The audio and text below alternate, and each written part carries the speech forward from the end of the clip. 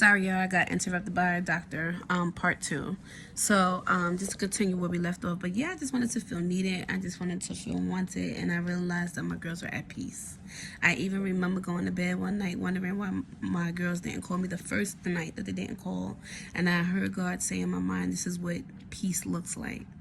So when I came across that scripture, Job 19:13, he has alienated my family from me. My acquaintances are completely estranged from me. I related to that. So I'm like, okay, all right, God, I see what you're saying. I see what's going on. And then, people walked away during Job's affliction. I'm not saying my family walked away, but my husband did.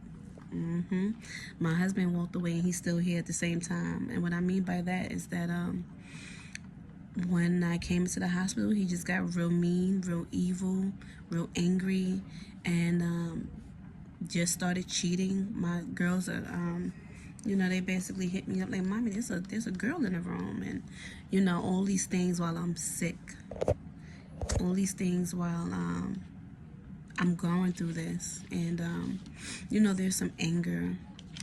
There's some. Sometimes I still can't believe it. We've been dating since we were 16, and we were friends since the age of 15, and we had some friendship along those years, and I've always been there for him, and I can't believe in my heart that he can just really just pick up and go. But when you're dealing with narcissism, right, that's a demon, it's a principality. Evil is evil, right? So anyway, I continued, and I've read the next scripture, Job 19:15, and it says, "My guests and my female servants count me a foreigner. They look on me as a stranger." And I don't have guests. I don't have female servants. But I was dealing with a situation where I had got approved. Well, excuse me. I was going through an approval for a surgery.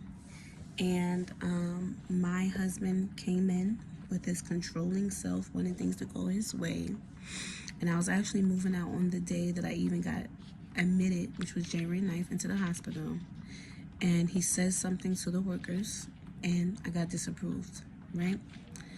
And during this situation, I had people saying that I was welcome to their home, and how no matter what, if I had to go there, that I was going there, and things of that nature. So I dealt with a lot of getting my hopes high just to be disappointed. And I'm not ungrateful for the people that offered that. I am grateful. But it was the way that it was done that really kind of hurt me a little bit.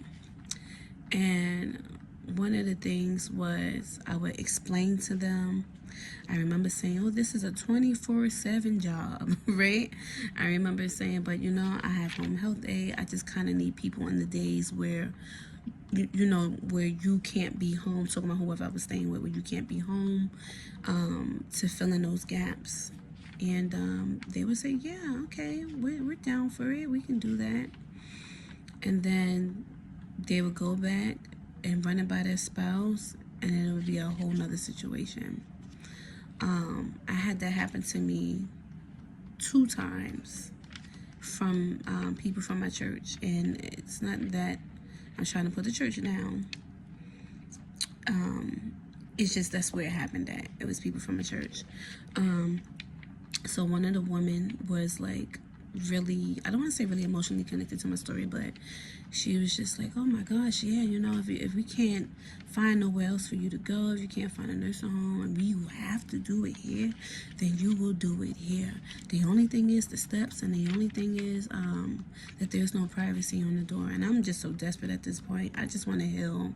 Because God, even though they're saying that I'm going to need 3 months, God has healed me miraculously in days for other things that should have taken longer, So I'm just, just ecstatic and happy. And then I'm running it by my doctors, and they are like, "Okay, all right." And then boom, disappointment. Then I'm given a hard time, like, "No, I need to be reconsidered for this surgery. Like, this is not fair. You got an address?" "Yeah, I got an address." Boom, disappointment. And it just hurt. And one of the things that one of the church members had wrote was, she put, "I'm so sorry that we cannot be there for you because of our responsibilities, because we have responsibilities such as family and other things," or something like that.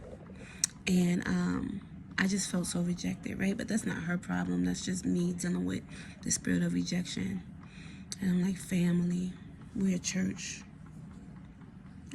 Like, we're supposed to be a family too, right? So, and then I just get this thought in my mind, and I'm like, alone I came in, alone I go out. I can't hold nobody accountable for who can't help me, you know? And I just kept it real. I'm 35, right? I'm not sugarcoating nothing, right? And I'm just like, well, you know, I appreciate the help. But I just felt like it was more emotional than intellectual. And the reason why I felt like it was more emotional is because when people seen my story or people heard about what I was going through, their emotions kicked in.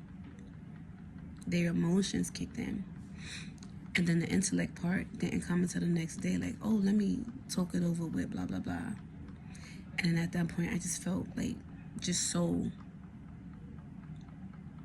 I don't want to say destroyed, but just pushed away. Like I wasn't worth anything. So that's how I related to that scripture. And, you know, many of you may feel pushed away. You may feel like you don't relate to nobody because they can't understand why God would call you to leave your home. They can't understand why God would call you to leave your marriage or to call you to leave your children. Because these are principles that we stand on, right? These are funding principles that we as Christians stand on. But sometimes we have to get out of the emotion as a Christian and get into the intellect.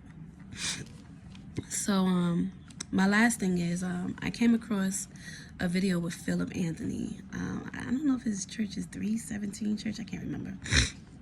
And I just went on YouTube and I come across this video, and he's doing an interview and he quotes this: "God will take care of the feelings of those you have to leave behind due to your obedience." Instantly, y'all, I just start weeping. Because God speaks, right? But you have to be obedient. And I'm just like, wow, this is happening. This is happening. God is calling me from my family. This is happening. But he gave me confirmation. He gave me peace.